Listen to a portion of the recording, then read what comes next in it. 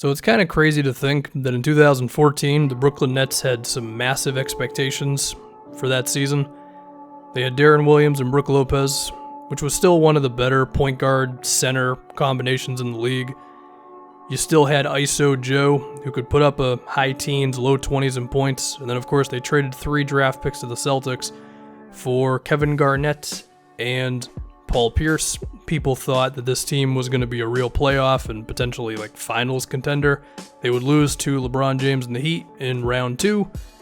And then Danny Ainge and the Celtics have been prospering ever since, and those draft picks being a big reason for that.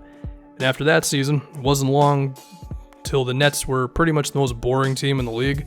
You had a whole bunch of veteran players who were not leading to any victories, and all the excitement that came with the team moving to Brooklyn was pretty much gone, and now the front office had their work cut out for them and then some, and I think given all those obstacles, they've done about as good of a job as you could have asked of them. They've acquired D'Angelo Russell, someone who has the talent to be one of the better players in the NBA, even if he hasn't figured it out all the way just yet. You've got Rondae Hollis-Jefferson, a small forward / power forward who can do a whole lot of things on the floor, even if he can't shoot.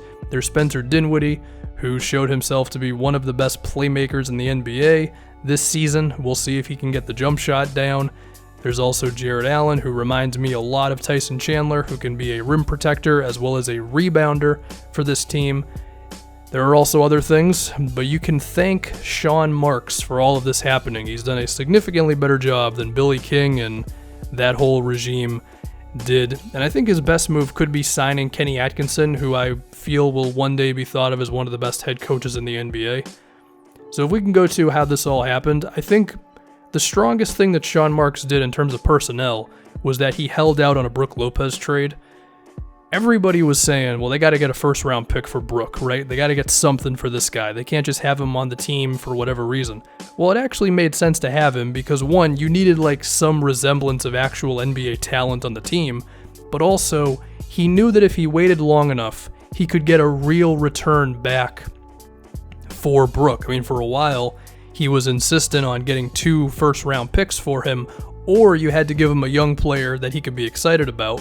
And that is what eventually happened, as the Los Angeles Lakers were desperate to get off of Timofey Mozgov's contract. They also didn't totally love D'Angelo Russell for some of the off-the-court behavior. And the Nets said, we'll take him on, because when you are in a position like the Nets were, where, again, you've got no draft picks coming in for a while and you're a bad team, you have to roll the dice on some moves, and you might as well roll the dice on a guy who, sure, he hasn't totally figured it out yet for mental reasons and shot selection not always being the best. But if D'Angelo Russell can figure it out, and I love Kenny Atkinson as a player development kind of guy, then they could have themselves one of the better point guards / sometimes 2 guards in the league. So I am all in on the risk of D'Angelo Russell. But then also acquiring Spencer Dinwiddie, that was kind of a brilliant move, because I feel like a lot of teams felt like after his stint with the Pistons, they were probably like, what is this guy? Like, he needs the ball in his hands, but he's not good enough to actually give him the ball. He's got a lot of Evan Turner in his game. The Nets took him on, and we saw just how huge he was for them this season. Now, his percentages are pretty rough. I get that. There is a chance that his jump shot is never totally a thing, but he does have some Jason Kidd in him, where if all you're looking at is his efficiency, then I think you're missing the whole story with him. The way the Nets offense ran when he was the guy running the show, the ball was zipping around, but also when he has it himself, and granted sometimes he over dribbles a bit, but when he's able to really read the floor and tell where the defense is going to come from, he's able to make some really crisp passes. He doesn't turn the ball over that much. He's been a great acquisition for them. We go to Thad Young, a guy who was right in the middle of that bad team who was just full of veterans that weren't doing anything. They just traded him straight up for Caris LeVert. And Caris is someone that I've had a lot of praise for, because to me, I mean, he's a 6'7" wing with decent athleticism who shows signs of a jump shot, but he can really go off the dribble and create for himself and others. I don't think he'll ever be thought of as one of the better playmakers in the NBA, because I think his ball handling just needs to improve too much. But I could see him being like a Nicholas Batum kind of a wing, where in terms of box score numbers, maybe he's averaging 14, 15 points, about 5 rebounds, 5 assists per game, and he's just very versatile, right? And whatever you ask him to do as a player, he can do it. And I do also think he's got the frame to grow into a decent defensive player as well. Pretty good just for trading away Thad Young, you know? There was also Bogdan Bogdanovic. They traded him away to the Washington Wizards, who are always happy to trade away their first-round picks. He turned into Jared Allen. And with Allen, his defensive numbers in his first season, not really the best. Like, his defensive rating is about as good as Karl Anthony Towns.